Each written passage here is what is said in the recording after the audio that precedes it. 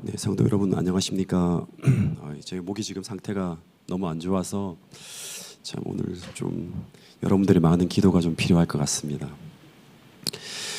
오늘 점심 때 다인이가 또 이게 생일이라서 같이 식사하자고 했는데 제가 설교 준비 때문에 엄마하고 오빠하고만 같이 나가서 식사를 했는데 오늘 우리 모든 성도님들이 이렇게 축하해 주니까 훨씬 더 큰 축복을 받는 그런 시간이 되어서 저녁에 더 이상 필요가 없을 것 같습니다. 오늘 햇살이 좀 바짝 나서 참 기분이 좋은데요. 오늘 성경을 연구하는 이 자리에도 하나님께서 함께 해주셔서 복음이 우리 모두에게 밝은 햇살처럼 비치게 되기를 바라고요. 또 세상이 지금 엄청나게 이 큰 폭우로 말미암아 어려움을 겪고 있는데 여러분, 이 모든 것이 예수님이 가까이 다가오시고 계시다고 하는 증거임을 기억하면서 경성해서 이 시대를 분별할 수 있는 우리 모두가 되었으면 좋겠고요. 또 우리 모두가 함께 아카데미와 또 예배를 통해서 계속 모여서 주님께서 우리에게 주시는 그 사명이 무엇인지를 밝히 깨닫고 주님 오실 길을 함께 준비할 수 있는 태능교회 모든 성도들이 될 수 있기를 간절히 바라겠습니다. 성경이 만들어지는 과정을 보면 이제 구약이 기원전 1500년 경부터 시작해서 이 모세오경이 처음 쓰여졌죠.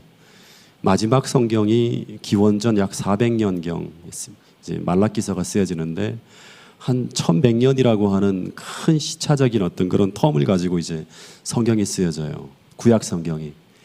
근데 신약 성경은 언제 처음 성경이 쓰여지는가 하면 대략 기원 후 한 45년 이후에요. 첫 성경이 쓰여지고 마지막 성경이 대략 AD 이제 AD죠. AD 한 100년 정도, 한 55년 정도, 굉장히 짧은 텀에 27권의 어떤 책이 만들어집니다. 근데 신약 성경 중에 최초의 성경이 어떤 책일까요? 제일 먼저 쓰여진 성경, 신약 성경 중에. 네, 좀 논란이 있는데 이 야고보서도 대략 한 40년대 중반 그 예루살렘 총회 즈음에 이제 주의 형제 야고보에 의해서 쓰여진 책이 이제 이 그 야고보서라고 보는데 이제 최초의 성경이라고 하는 주장이 있고요. 또 그 다음에 비슷한 시기에 쓰여진 책이 초기 복음서인 이 마가복음이 비슷한 시기에 쓰여졌다고 합니다. 그래서 두 책이 논란이 있는데 어쨌든 이 책들이 전부 다 한 45년부터 50년 사이에 쓰여진 책이라고 봅니다. 그러다가 이제 52년 말에 그 데살로니가 전후서가 이제 바울이 2차 선교 여행 시에 고린도 교회에서 1년 6개월을 머물고 있을 때 쓰여집니다. 이게 이제 바울 서신 중에서 최초의 책이고요. 그리고 그 다음에 바울이 3차 선교 여행 시에 4권의 책이 쓰여지는데 그 4권의 책이 어떤 책인가 하면 이제 고린도 전후서와 갈라디아서 그리고 로마서인데 이 4권의 책을 뭐라고 부르는가 하면 바울의 4대 서신이라고 부릅니다. 바울 서신 중에 4대 서신이 있고 옥중 서신이 있고 목회 서신이 있고 그리고 초기 서신이 있어요. 이 초기 서신은 데살로니가 전후서고요. 이 4대 서신은 3차 선교 여행 때 쓰여진 책인데 고린도 전후서, 로마서, 갈라디아서, 옥중 서신은 에베소서, 빌립보서, 그다음에 빌레몬서, 골로새서, 목회 서신은 디모데 전후서, 디도서 이렇게 이제 나누어집니다. 근데 왜 이 고린도 전후서, 갈라디아서, 로마서를 4대 서신이라고 하는가 하면 바울 서신 중에 내용이 가장 무겁고요. 그리고 바울의 사상을 가장 잘 나타내고 있는 서신이 바로 이제 이 4권의 책이라고 합니다. 그 중에서도 고린도 전후서는 교회의 실제적인 문제를 다룬 책이라고 하면 이 갈라디아서와 로마서는 이제 교리를 다룬 책이라고 합니다. 그래서 오늘은 이 고린도 전후서를 한번 좀 들여다보면서 오늘 아카데미 시간을 좀 대신하려고 하는데요.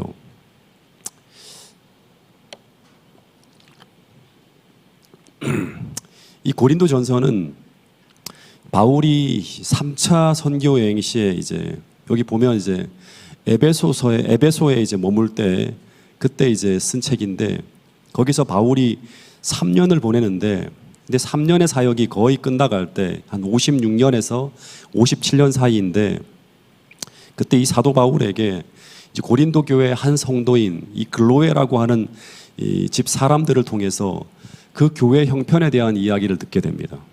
근데 그 내용이 어떤 내용인가 하면 이 교회가 아볼로파, 바울파, 베드로파, 그리스도파로 나누어져서 분열되어져 있고 아주 심각한 갈등이 일어나고 있다고 하는 얘기를 듣게 됩니다.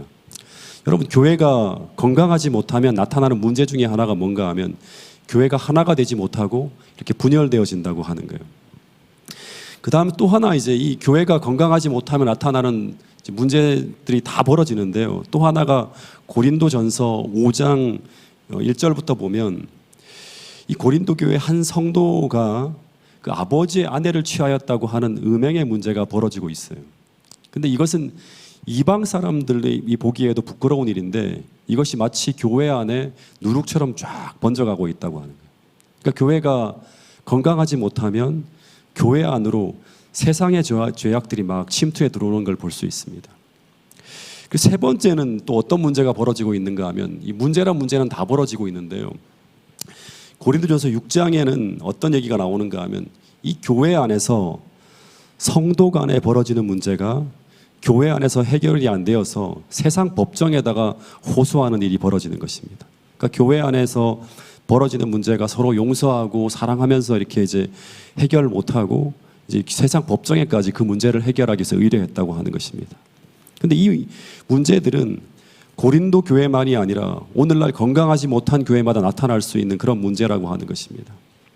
그래서 어떤 학자는 이런 말을 해요. 이 신약에서 고린도전서처럼 교회의 치부를 철저하게 드러내고 해부하는 책도 없다고 할 정도로 이 교회가 진짜 문제 많은 그런 교회였다고 하는 것입니다. 더하여서 결혼 문제, 우상 문제, 은사 문제, 방언 문제, 부활 문제 등 숱한 문제들이 교회 안에 쭉 벌어지고 있었는데, 근데 이제 제가 이제 이 고린도 교회를 좀 생각하면서 어떤 생각이 들었는가 하면 이런 어떻게 보면 종말적 죄악이잖아요. 누가 고린도의 성도가 아버지의 아내를 취하는 문제, 교회가 심각하게 분열되어져 싸우고 있는 문제, 그리고 세상 교회 안의 문제가 스스로 해결이 안 되고 막 심한 갈등이 벌어져서 법정에 다 호소하는 이런 문제는 거의 교회의 성령이 거치고 있는 그런 어떤 상태인데, 그런데 사도 바울은 그럼에도 불구하고 이 교회를 이제 어떻게 이야기하고 있는가 하면 고린도전서 1장 2절에 보면 이 교회를 무슨 교회라 불렀다? 하나님의 교회라고 불렀다고 하는 거예요. 저는 이 점을 좀 주목해 봐야 된다고 생각합니다. 여러분, 때때로 교회가 연약하고 그래서 많은 문제들이 교회 안에 나타날 때 우리는 함부로 이 교회를 뭐라고 규정 짓는가 하면 이 바벨론이라고 규정을 짓고 비난하는 사람들이 있습니다. 그런데 교회가 하나님의 진리를 버리지 않았다면 비록 연약하고 부족하고 심지어 흔들린다 하더라도 이 교회는 하나님께서 최고의 관심을 가지고 사랑하시는 유일한 곳이 바로 교회라고 하는 사실을 우리 모두가 꼭 기억할 수 있게 되기를 간절히 바라겠습니다. 그래서 이런 말씀이 있죠. 목사와 복음사역자 15페이지에 있는 말씀인데요. 같이 한번 읽어보겠습니다. 시작. 나는 나의 형제 자매들에게 그리스도의 교회는 비록 연약하고 약점이 있을지라도 지상에서 그분이 최고의 관심을 쏟으시는 유일한 대상이라고 증거할 수 있다. 예, 비록 연약하고 약점이 있을지라도 지상에서 우리 예수님께서 최고의 관심을 쏟아지는 유일한 대상이 바로 교회라고 하는 것입니다.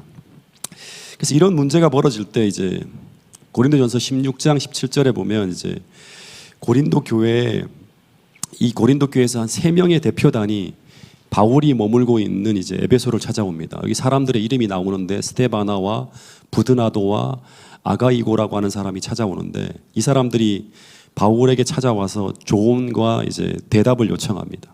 그래서 바울이 그 문제 하나하나를 다 들여다보면서 뭐라고 하는가 하면 일일이 다 대답을 해줘요. 너희가 쓴 그 문제에 대하여 내가 이렇게 말하겠다고 하면서 하나하나 답변을 해주는 형식으로 고린도 교회 전서가 풀어지고 있는데, 근데 이런 하나하나의 현안에 대해서도 충실하게 답을 해주고 있는데, 근데 교회 안에 이런 수많은 문제가 나타나는 이유가 무엇일까를 이제 저는 고린도전서를 쭉 보면서 이렇게 한번 생각해 봤는데요. 제가 지난주에도 잠깐 말씀드린 것처럼 고린도 교회 성도들이 성경적 지식이 부족해서 이런 문제가 벌어지고 있는 것일까요? 그렇지 않죠. 사도 바울이 다 대답해 준다 하더라도 이 문제를 그 교회에 적용시키려고 하면 이들이 거듭나야 돼요. 그래서 사도 바울이 고린도전서 3장에 보면 이제 이 고린도 교인들을 어떻게 규정하고 있는가 하면, 이들은 믿음을 잃어버리고 예수님을 의지하지 않고 있었고요. 교회 모든 성도들이. 그리고 거의 인간의 힘과 지혜만을 가지고 살아가고 있었다고 하는 것이 고린도전서 3장에 나오는 이제 사도 바울의 진단이에요. 즉 이런 사람들을, 이런 상태에 있는 사람들을 사도 바울은 뭐라고 얘기하고 있는가 하면 육신에 속한 사람들이라고 하는 거예요. 즉 육에 속한 성도들이라고 하는 거죠. 그래서 이들은 영적 성장이 거의 일어나지 않고 있었고요. 그러다 보니까 이 성도들은 하나님의 지혜가 아니라 누구의 지혜를 의뢰하는가 하면 어떤 사람의 지혜를 의뢰해요. 사람 중심으로 사람들이 쭉쭉 모여드는 거예요. 그러다 보니까 교회는 끊임없이 파벌이 생기고 분쟁이 일어나고 있었다고 하는 것입니다. 더하여서 세속적인 죄악이 교회 안으로 침투해 들어와도 그것을 막지 못하고 도리어 누룩처럼 번져가고 있고, 교회 안에서의 갈등의 문제가 사랑과 용서인 신앙적 방법으로 해결이 안 되어서 세상 법정에 호소하는 일이 벌어지고 있었다고 하는 것입니다. 다시 말해서 교회가 아주 무력하고 교회 안에 사랑이 식어가고 있는 모습이 바로 고린도 교회의 모습이라고 하는 것입니다. 그러다 보니까 고린도전서 12장에 수많은 재능이 있는 사람들이 모여 있어도 하나로 연합되지 못함으로 말미암아 교회가 힘을 얻지 못하고 그 은사들이 교회의 유익으로 나타나지 못하는 그런 상황이 벌어지고 있었다고 하는 것입니다. 그래서 바울이 이 모든 문제에 대해서 개별적인 해결책도 하나하나 다 제시했는데, 그런데 고린도전서 13장에서 바울은 이 모든 것을 해결하기 위한 어쩌면 근본적인 해결책을 제시하는데, 그것이 바로 무엇이다? 바로 고린도전서 13장에서 이야기하는 하나님의 사랑이 교회에 부어지는 것이라고 하는 거예요.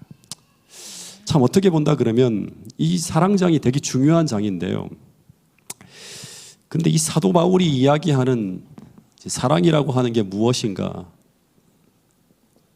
고린도 교회의 모든 문제를 해결하는 하나의 해결책인데요. 이 사랑이 무엇인가?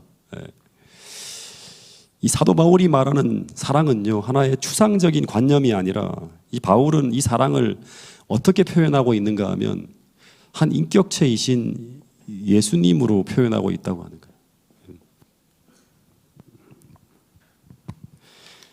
사랑을 마치 예수님이라고 하는 한 인격체로 등장시켜서 15가지의 특징으로 설명하고 있습니다. 그래서 이 고린도전서 13장에서 바울이 이야기하는 이 사랑이라고 하는 단어를 예수님이라고 하는 단어로 교체해도 아무런 문제가 없다고 합니다. 예수님은 오래 참고 예수님은 온유하고. 그래서 바울이 말하는 사랑이라고 하는 것은 무엇인가 하면, 이것은 예수님을 통해서, 예수님을 성령을 통해서 마음에 모시고 살아갈 때 우리 마음에 담겨지는 그리스도의 마음이 바로 사랑이에요. 그리고 그 마음을 가지고 행하는 것이 바로 무엇인가 하면 바울이 말하는 사랑이라고 하는 것입니다. 그래서 이 사랑이 들어왔다고 하는 것은 예수님이 들어왔다고 하는 것이고, 더하여 그것을 가지고 우리는 성령으로 거듭났다고 말할 수 있는 것입니다. 그래서 이 사랑이 성령을 통해 우리 안에 들어올 때, 그럴 때 우리는 육적 사람에서 영적 사람으로 변화되어지고, 그때 비로소 우리의 모든 은사가 효력을 나타낼 수 있고 교회 안에 수많은 내적인 문제들이 해결되어질 수 있는 동력이 만들어진다고 하는 것입니다.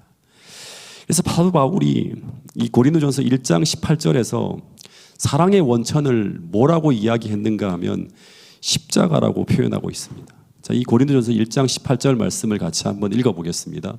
시작. 십자가의 도가 멸망하는 자들에게는 미련한 것이요 구원을 받는 우리에게는 하나님의 능력이라. 네, 십자가의 도가 멸망하는 자들에게는 미련한 것이지만 구원을 받는 우리에게는 무엇이다? 하나님의 능력이라고 하는 것입니다. 죄를 몰아내고 우리 모두로 하여금 하나 되게 만들고, 그 다음에 우리로 하여금 교회에 나타나는 모든 은사를 가지고 우리가 하나님께서 원하시는 방향으로 이 교회를 이끌 수 있는 모든 능력의 근원이 바로 십자가라고 이야기하고 있습니다. 이 사랑이 태능교회 안에 모셔 들어오게 되기를 간절히 바라겠습니다. 또 하나 이 고린도전서에 아주 유명한 장이 13장의 사랑장만큼이나 유명한 성경 또 장이 하나 있어요. 그게 뭘까요? 15장은 뭐라고 하는가 하면 부활장이라고 하는데요. 13장만큼 아주 유명한 장이 바로 15장이라고 합니다. 인간의 최대의 문제는 이제 죽음의 문제인데요. 근데 그 문제에 대한 기독교의 해답이 바로 무엇인가 하면 부활입니다. 근데 우리가 이 부활을 믿게 될 때 우리는 두 가지의 축복을 경험하게 되는데 그 하나가 무엇인가 하면 이 죽음 앞에서 평안한 것이고요. 두 번째는 이 죽음의 두려움에서 자유로워지는 거예요. 그러니까 첫 번째 하나는 죽음 앞에서 평안을 누리는 것이고요. 또 하나는 무엇인가 하면 죽음의 두려움에서 자유를 누리는 거예요. 네. 이 두 가지의 축복을 우리가 누릴 수 있다고 하는 것입니다. 그런데 이 두 가지의 자유와 평안을 누리던 사람들이 초기 교회 그리스도인이라고 하는 거예요. 그래서 만약 우리가 이 부활을 온전히 믿지 못하고 있다면 우리는 이 두 가지의 축복을 누리지 못하며 살아갈 수도 있다고 하는 거죠. 당시 이 고린도 교회는 이 그리스라고 하는 나라에 세워져 있는 이제 교회인데 이 그리스라고 하는 나라는 영혼 불멸 사상이 이제 거의 사회를 지배하고 있었어요. 그래서 많은 사람들이 고린도전서 15장 12절에 보면 이 육의 부활을 부정하면서 부활이 없다는 주장을 하고 있었다고 합니다. 즉 어떻게 인간의 육체가 다시 부활한다고 하는 것을 믿을 수 있는가라는 주장을 하면서 이 부활을 믿을 수가 없다고 주장하는 사람들이 이제 고린도 교회의 많은 성도들의 모습이었어요. 근데 거기에 대한 이 바울의 대답이 무엇이었을까요?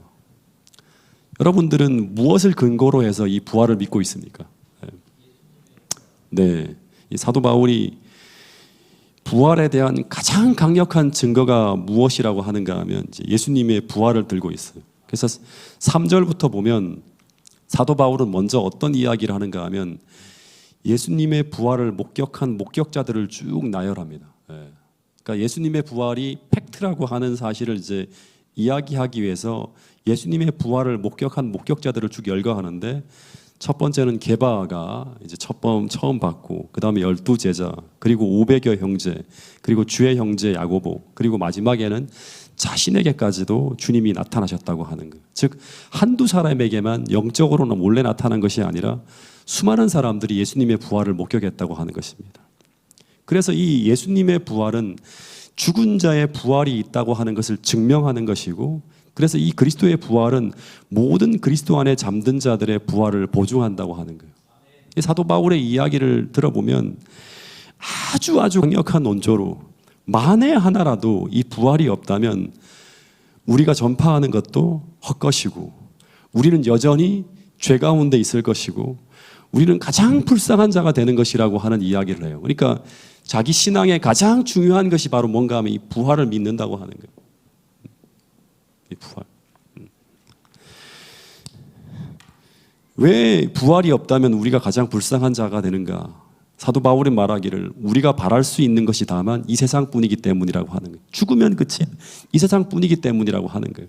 근데 바울은 뭐라고 하는가 하면 그러나 그렇지 않다고 하는 것입니다. 왜냐하면 주님께서 부활하신 것이 사실이고 그리고 그분은 잠자는 자들의 첫 번째 열매가 되셨고 그래서 그분으로 말미암아 그리스도를 믿고 잠든 자들은 다 부활할 것이라고 하는 굉장히 장엄한 선언을 하는 장이 바로 고린도전서 15장의 이야기라고 하는 것입니다. 그래서 이런 논조로 본다고 하면 기독교 신앙의 핵심 중에 하나는 뭔가 하면 부활교리예요. 이게 부정되어지고 이 신뢰가 무너지거나 우리 안에 약해져 있다면 우리의 신앙은 확고하게 서 있는 것이 아니라 흔들릴 수 있다고 하는 거예요.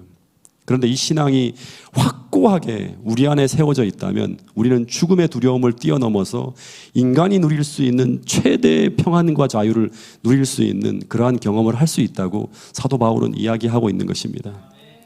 여러분 그래서 오늘 다시 한번 성령을 통해서 우리의 마음속에 예수님의 부활이 생생하게 이 사실이라고 하는 것이 우리 마음속에 담겨지고요.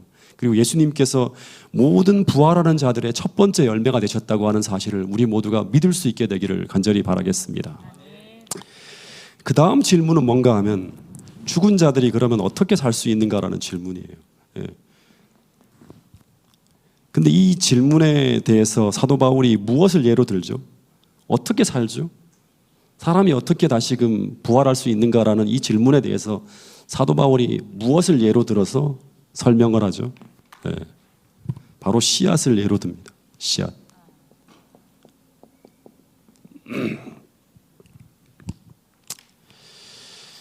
씨를 뿌리면 이 씨가 땅속에 묻힙니다.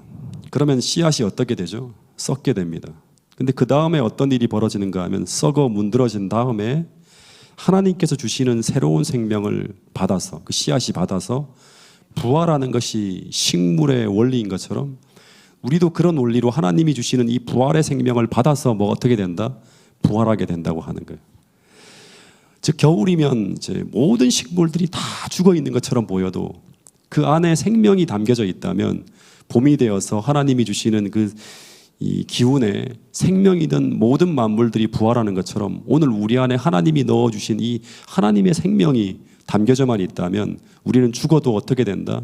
부활하게 된다고 하는 거예요. 이게 바로 이제 자연계의 원리이고 동시에 인간이 부활하는 원리라고 하는 거예요. 근데 이게 성경 곳곳에 이런 얘기가 담겨 있어요. 요한일서 5장 11절 12절 말씀을 같이 한번 읽어보겠습니다. 시작. 또 증거는 이것이니 하나님이 우리에게 영생을 주신 것과 이 생명이 그의 아들 안에 있는 그것이니라. 아들이 있는 자에게는 생명이 있고 하나님의 아들이 없는 자에게는 생명이 없느니라. 예, 또 증거는 이것이니 하나님이 우리에게 영생을 주신 것과 이 생명이 그의 아들 안에 있는 그것이니라. 만약 아들이 우리 안에 있다면 생명이 있고 아들이 없는 자에게는 생명이 없다고 하는 거예요. 이게 있고 없고를 언제 우리가 증명할 수 있다? 우리가 예수님이 이 땅에 오실 때 부활하느냐 부활하지 못하느냐를 통해서 그 안에 생명이 담겨 있는지 생명이 없는지를 증명할 수 있다고 하는 것입니다. 그래서 마지막 질문이 하나 더 나오는데요. 15장에 보면 이게 뭔가 하면 부활한 사람은 이제 어떤 몸으로 살게 되는가 하는 질문이 마지막으로 이제 15장에 한 번 더 나오는데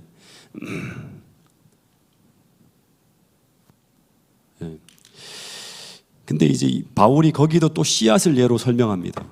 식물이 썩을 것으로 심고 썩지 아니할 것으로 다시 살아나는 것처럼 똑같이 약한 것, 욕된 것으로 심고 강한 것, 영광스러운 것으로 다시 살게 된다고 하는 결론을 지으면서 사도 바울이 마지막에 어떤 말을 하는가 하면 우리가 마지막 나팔에 순식간에 호련히 변화될 때 우리는 지금 이런 몸이 아니라 이런 육신이 아니라 영광스러운 몸으로 다시 부활할 것이라고 하는 이야기를 합니다. 그러면서 마지막 원수인 사망이 정복될 것이라고 하는 이야기로 15장이 맞춰지는데 이 15장이 맞춰지면서 우리가 참 제가 여러분들한테 많이 인용하는 성경절 중에 하나가 15장 57절 58절의 이야기인데 이 이야기는 부활에 대한 이야기의 하나의 결론이에요. 그 이야기의 마지막에 담겨있는 이야기인데 같이 한번 읽어보겠습니다. 시작. 우리 주 예수 그리스도로 말미암아 우리에게 승리를 주시는 하나님께 감사하노니 그러므로 내 사랑하는 형제들아 견실하며 흔들리지 말고 항상 주의 일에 더욱 힘쓰는 자들이 되라. 이는 너희 수고가 주 안에서 헛되지 않은 줄 암이라. 이 말이 무슨 말인가 하면 우리 삶이 여기서 죽음으로 모든 것이 소멸되어지는 것이 아니라 우리는 어떻게 된다? 부활한다고 하는 거예요. 그걸 전제로 해서 이 얘기를 하고 있는 거예요. 우리는 이 땅에서의 삶으로 끝나는 것이 아니라 우리는 반드시 부활할 것이고 영원히 살 것이기 때문에 이 땅에서 우리가 수고하는 모든 것들이 절대로 어떻게 돌아가지 않는다? 허지로 돌아가지 않는다고 하는 거예요. 예수님이 재림하실 때 그때 그 부활 후에 우리의 삶은 영원한 삶을 통해서 계속 이어질 것이기 때문에 이 땅에서 우리가 하고 있는 이 모든 일들이 여기서 끝나는 것이 아니라고 하는 것입니다. 여러분 이 사실을 믿고 오늘을 살아가게 되는 태능교회 모든 성도들이 될 수 있기를 간절히 바라겠습니다. 이 믿음으로 사도 바울도 죽음의 현장을 두려워하지 않고 넘나들면서 복음을 전했다고 하는 사실입니다. 어쨌든 이제 이 16장에 보면 이제 이 편지를 사도 바울이 디모데 편으로 이제 고린도 교회로 보내게 됩니다. 그래서 그러면서 사도 바울이 뭐라고 하는가 하면 이 디모데를 잘 영접해 달라고 하는 이야기를 합니다. 근데 이 편지를 보낸 결과가 어떻게 되었을까요? 예. 이 디모데가 바울의 편지를 가지고 고린도 교회로 갔는데 근데 결과가 아주 좋지 못했던 것 같아요. 교회는 계속 소요가 일어나고 있었고 또 교회는 여전히 어려워지고 있었어요. 그래서 이 소식을 듣고 난 후에 사도 바울이 즉시 고린도로 가려고 하다가 이제 바울이 먼저 가게 되면 이제 많은 사람들이 징계를 받게 될 것을 알기 때문에 사도 바울이 근심하면서 먼저 이 바울의 메시지를 가지고 누구를 보내는가 하면 첫 번째 디모데는 편지를 가지고 왔고요. 두 번째는 누가 가는가 하면 디도라고 하는 사람이 이제 고린도 교회에 이제 파견되어서 이 사태를 수습하기 위해 시도합니다. 근데 이 디도가 빨리 돌아오지 않아요. 그래서 바울이 근심하고 걱정하다가 어떻게 하는가 하면 이제 스스로 가야겠다는 생각을 가지고 에베소를 떠나서 트로이를 거쳐서 마게도냐로 갔다고 합니다. 이 마게도냐는 어디인가 하면 이제 빌립보 그 교회쯤 되겠죠.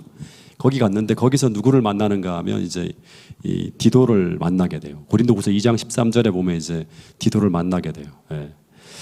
근데 이 디도가 가지고 온 이야기가 어떤 이야기인가 하면 고린도후서 7장 이제 5절부터 이제 9절까지의 내용에 보면 어떤 이야기인가 하면 대부분의 문제가 해결되어졌다고 하는 이제 소식을 듣게 돼요. 그러면서 사도 바울이 어떤 말을 하게 되는가 하면 처음에는 이 고린도전서를 고린도 교회 성도들에게 보내어서 이 그 교회 성도들을 책망한 것을 근심했다고 합니다. 왜냐 그러면 혹시라도 마음이 다치고 교회가 더 어려워지면 어떡하냐고 상당히 걱정을 했다고 합니다. 그런데 이제는 도리어 그 근심한 것이 기쁨이 되었다고 하는 그런 이야기가 나와요. 왜냐하면 여기 아주 유명한 성경설이 나오죠. 왜 그런가 하면 하나님의 뜻대로 하는 그 근심은 무엇을 이룬다? 후회할 것이 없는 구원에 이르게 하는 회개를 이루는 것이라고 하는 그 유명한 성경절이 여기서 나와요. 그 구절을 한번 읽어보겠습니다. 10절부터 11절까지의 말씀인데요. 같이 한번 읽어보겠습니다. 시작. 하나님의 뜻대로 하는 근심은 후회할 것이 없는 구원에 이르게 하는 회개를 이루는 것이요 세상 근심은 사망을 이루는 것이니라. 보라, 하나님의 뜻대로 하게 된 이 근심이 너희로 얼마나 간절하게 하며 얼마나 변증하게 하며 얼마나 분하게 하며 얼마나 두렵게 하며 얼마나 사모하게 하며 얼마나 열심 있게 하며 얼마나 벌하게 하였는가. 너희가 그 일에 대하여 일체 너희 자신의 깨끗함을 나타내었느니라. 예, 그러니까 이 근심하게 만드는 책망의 편지가 교회에 도착했을 때 이들이 그 후회할 것이 없는 구원에 이르는 회개를 이루었다고 하는 거예요. 그리고 마지막 11절 마지막 부분에 보면 이 회개의 결과 그들이 이 문제에 대해서 일체 너희 자신의 뭐를 나타내었다? 깨끗함을 나타내었다고 하는 거예요. 너무너무 기쁜 소식을 듣게 되는 거죠. 사람들이 과거에 그렇게 한 것에 대해서 후회하고 애통하는 막 그런 일들이 이제 교회 안에 쭉 퍼진 거예요. 교회, 고린도 교회 대부분의 성도들은 잘못을 깨닫고 회개를 했는데 근데 문제는 일부 사람들은 여전히 굴복하지 않고 더 완강하게 저항하면서 이제 무엇까지 문제로 들고 나오는가 하면 이제 이 모든 이야기를 부정하기 위해서 누구의 권위를 이제 뒤흔들어야 되는가 하면 사도 바울을 건듭니다. 이 사도 바울이 과연 사도가 맞나?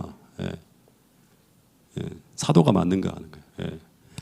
그러면서 사도 바울은 사도가 아닐 수 있다고 하는 그런 이야기를 하면서 공격을 하게 돼요. 그래서 사도 바울이 고린도 후서 2장 1절부터 4절에 보면 어떤 얘기를 하는가 하면 이제 또다시 편지를 쓰게 돼요. 이 마게도니아에 쓰게 돼요. 빌립보에서.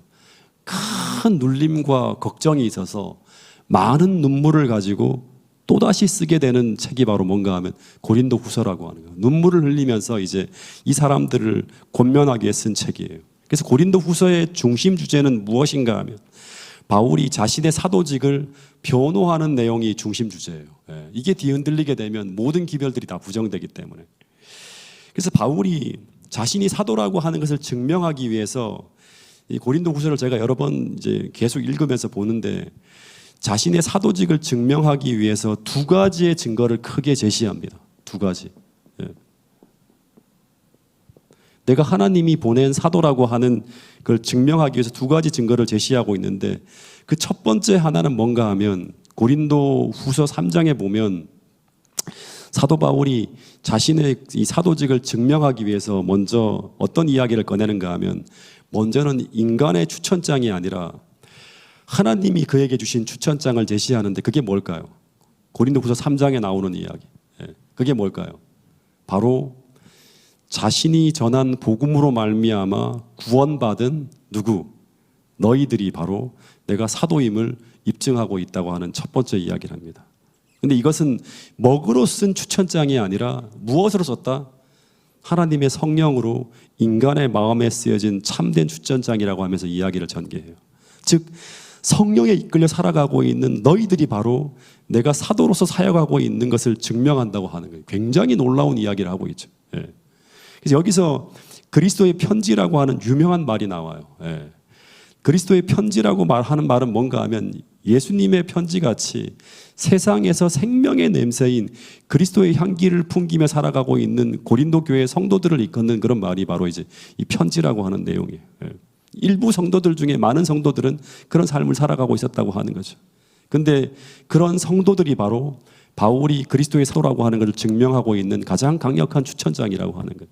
그러니까 사도 바울이 사역을 하면서 그 사역의 결과로 나타난 영혼들이죠. 거듭난 영혼들이 정확하게 말하면. 그래서 오늘 우리에게 그리스도가 있다고 하는 가장 강력한 증거, 이 교회의 성도, 이 교회의 진리가 있고 이곳에 하나님이 계시고 우리가 주님과 함께 사역하고 있다고 하는 가장 강력한 증거는 바로 무엇인가 하면 우리 성도들의 삶에 나타나는 이 삶의 열매라고 하는 거예요. 또 우리가 하나님이 보내신 가장 강력한 일꾼이라고 하는 가장 강력한 증거도 우리 생애의 열매들이에요. 우리가 하나님의 은혜와 능력으로 오늘을 살아가고 있다면 우리 삶에는 예수님께서 거하시게 되고 그렇다면 예수님께서 함께 하시는 생명의 향기가 우리 삶을 통해 나타나게 되고 퍼지게 된다고 하는 것입니다. 그리고 그 냄새를 맡은 수많은 사람들이 예수님께로 돌아오는 열매가 나타나게 된다고 하는 것이죠. 예수님이 마태복음 7장에서도 그들의 열매로 그들이 어떤 사람인지 알리라고 하신 것처럼 바울의 삶에 어떤 열매가 맺히고 있는가가 바로 그가 어떤 사람인가를 증명하고 있다고 하는 것입니다. 두 번째 증거는 무엇일까요? 두 번째 증거. 고린도후서 4장부터 6장까지 그리고 11장에서 사도 바울이 계속 반복적으로 이야기하고 있는 것이 무엇인가 하면 이 바울은 자신은 아주 어떻게 보면 질그릇 같은 그러한 사람인데 자기 안에 담겨진 이 보배이신 그리스도가 담겨짐으로 말미암아 그가 여러 가지 비난과 여러 가지 환난을 당해도 무너지지 않고 낙심하지 않는 모습으로 살아가고 있는 그 삶의 모습이 바로 자신이 사도임을 증거하고 있다고 하는 거예요. 환난 속에 내가 어떻게 살아가고 있는가를 보라고 하는 거예요. 이게 참 어떻게 보면 굉장히 의미 있는, 저에게 의미 있게 만들어주는 메시지였어요. 내가 진짜 힘들게 살고 있는데 심지어 사방으로 우겨쌈을 당하여도 내가 쌓이지 않는 것을 바라고 하는 거예요. 답답한 일을 당하여도 낙심하지 아니하는 모습을 보라고 하는 거예요. 박해를 받아도 버림받지 않는 모습을 보라고 하는 거예요. 이것이 바로 예수의 생명을 내가 내 죽을 몸에 지니고 있는 그러한 어떤 하나의 증거라고 하는 거예요. 그 이야기를 계속 반복해서 해요. 계속 고난과 박해 속에서도 사도 바울은 어떤 말을 하는가 하면 내 겉사람은 계속 낡아지지만 내 속사람은 날로 새로워지고 있다. 이것이 바로 내가 사도라고 하는 것을 증명하고 있다고 하는 거예요. 그래서 이 고린도후서 4장 마지막에 아주 유명한 명문장이 나오죠. 어떻게 본다 그러면 이 구절은 모든 거듭난 그리스도인들이 주목해야 되는 어떤 한 성경절인데요. 그 거듭난 그리스도인들이 주목하는 것은 무엇인가 하면 잠깐 보이다가 사라지는 이 눈에 보이는 것이 아니라 보이지 않는 영원한 것이라고 하는 거예요. 이 사도 바울이 그래서 6장에서도 어떤 말을 하는가 하면 너희들이 볼 때는 내가 무명한 자 같지만 세상에 찢기같이 보이지만 나는 유명한 자라고 하는 거예요. 근심하는 자 같지만 항상 나는 기뻐하고 있고 아무것도 없는 것처럼 보이지만 실제로 나는 모든 것을 가지고 있는 자라고 하는 거예요. 그래서 이런 극심한 난관을 통해서 내 신앙이 내가 사도임을 증명하고 있다고 하는 것입니다. 여러분, 우리 모두가 우리 삶으로 특별히 고난 중에 내가 어떻게 살아가는지를 사람들에게 보여줌으로 말미암아 내 안에 진리가 있고 그리스도가 계심을 세상 앞에 증거할 수 있는 그런 성도들이, 태능교회 모든 성도들이 될 수 있기를 간절히 바라겠습니다. 고린도후서 4장 16절부터 18절에 있는 말씀을 같이 한번 읽어보겠습니다. 시작. 그러므로 우리가 낙심하지 아니하노니 우리의 겉사람은 낡아지나 우리의 속사람은 날로 새로워지도다. 우리가 잠시 받는 환난에 경한 것이 지극히 크고 영원한 영광에 중한 것을 우리에게 이루게 함이니 우리가 주목하는 것은 보이는 것이 아니요 보이지 않는 것이니 보이는 것은 잠깐이요 보이지 않는 것은 영원함이라. 오늘 이 교회 안에서도 여러 가지 시험 속에서 고난 속에 살아가시는 많은 분들이 있는데 이 고난을 통해서 사도 바울처럼 하나님의 은혜와 도움이 폭포수처럼 부어지고 있음을 드러내면서 도리어 그 고난을 통해서 하나님을 영화롭게 하시는 태능교회 모든 성도들이 될 수 있기를 간절히 바라겠습니다. 고린도후서 8장 9장은요 이제 갑자기 다른 주제로 넘어가요.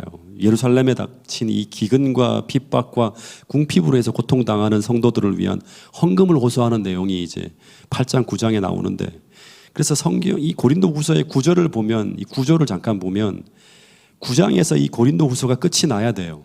근데 갑자기 10장부터 13장까지 바울이 다시금 새롭게 어떤 얘기를 하는가 하면 사도직을 조금 더 적극적으로 방어하기 위해서 이제 이야기를 전개하는데, 그래서 후반부에 더 붙인 것 같다고 이제 뭐 그런 이야기를 합니다. 바울이 거기서 끝나야 되는데 이게 좀 부족한 것 같아서 또 붙여넣는 거예요.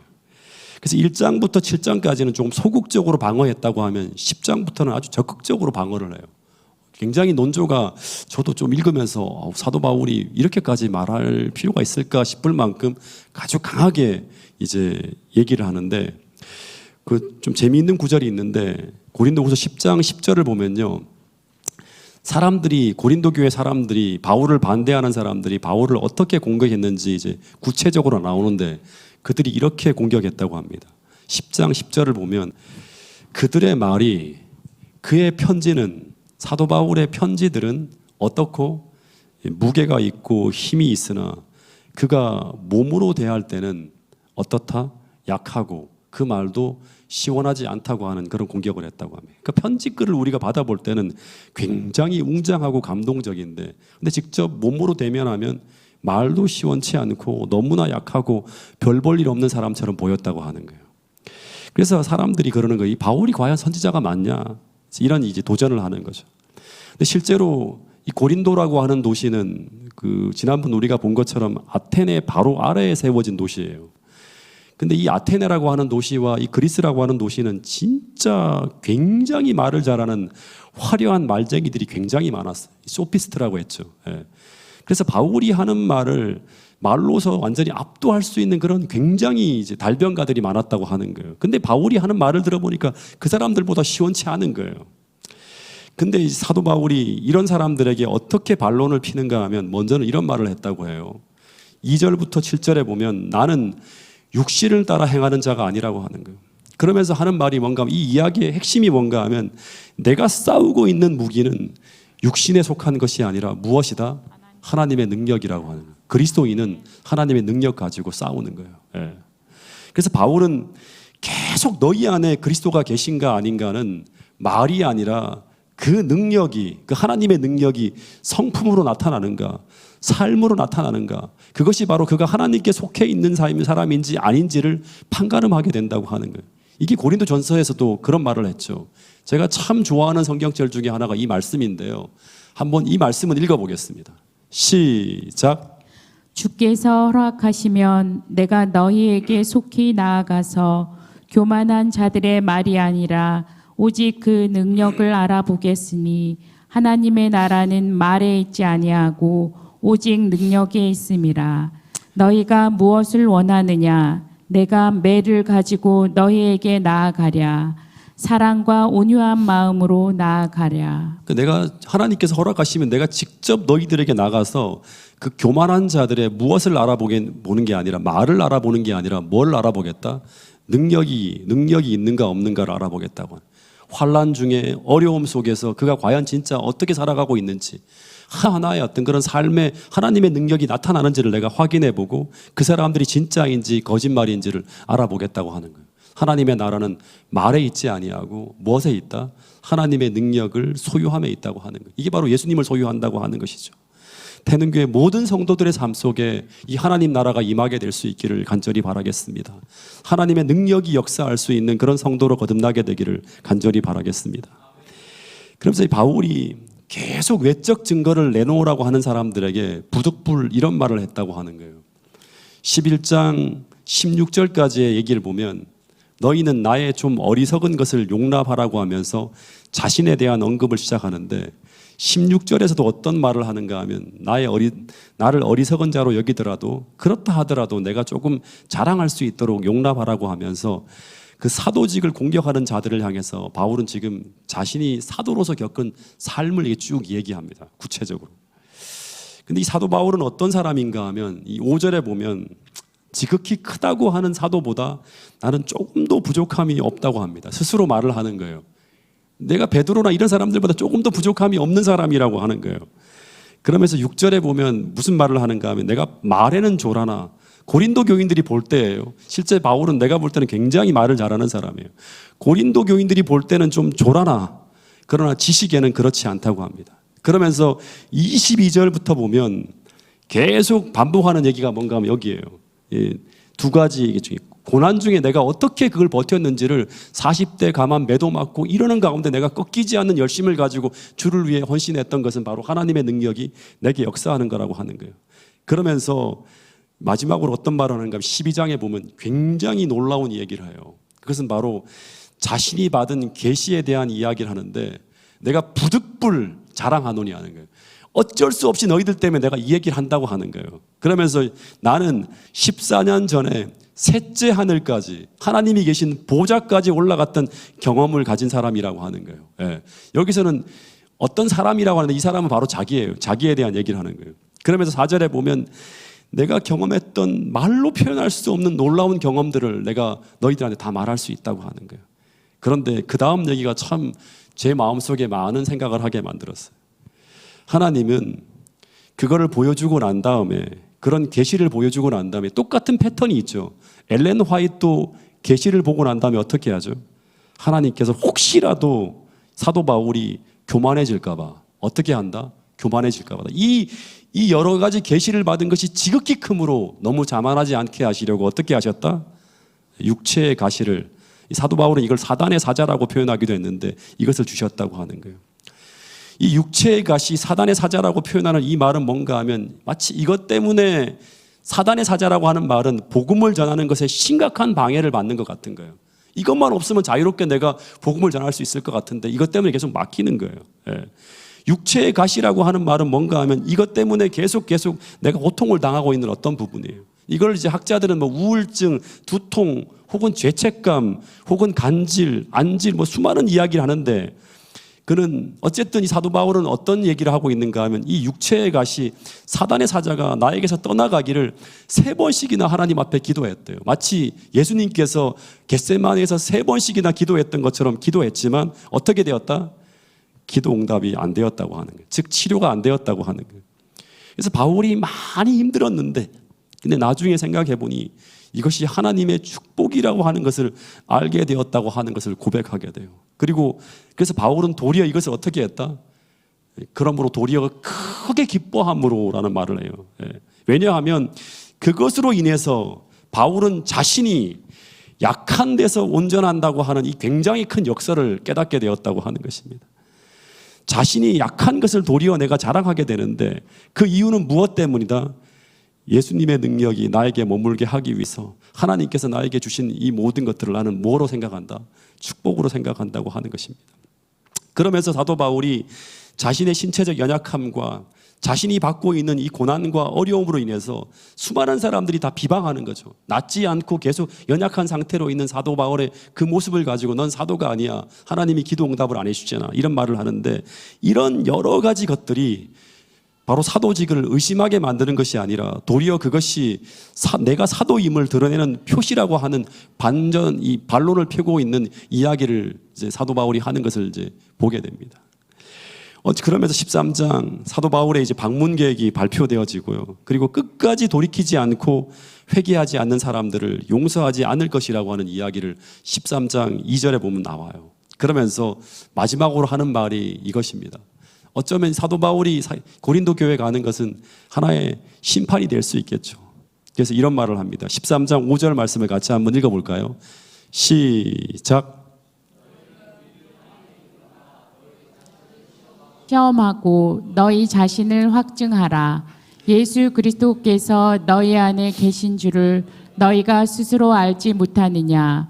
그러지 않으면 너희는 버림받은 자니라. 예, 그러니까 사도 바울의 이 마지막 말이 참으로 의미심장한 말이에요. 그러면서 사도 바울이 이 얘기를 하고 난 다음에 또다시 평안을 이야기하면서 이야기가 마무리되어지는 걸 보게 됩니다. 그래서 이 고린도 전서와 후서를 통해서 사도 바울의 한 생애를 통해서 오늘 우리가 다시 한번 우리 교회를 한번 살펴보고요. 또 한 가지는 사도 바울의 삶에 함께 하신 그 하나님이 우리와 함께 하신다고 하는 사실을 꼭 기억하면서 오늘 우리 경험 속에서는 어떤 열매가 맺혀지고 있고 우리는 환난 속에서 어떻게 그 모든 걸 대처하고 있는지를 통해서 내가 그리스도 안에 있는 사람인지 우리 안에 믿음이 있는지를 다시 한번 점검해 볼 수 있는 그런 태능교회 모든 성도들이 될 수 있기를 간절히 바라면서 오늘 말씀을 줄이도록 하겠습니다.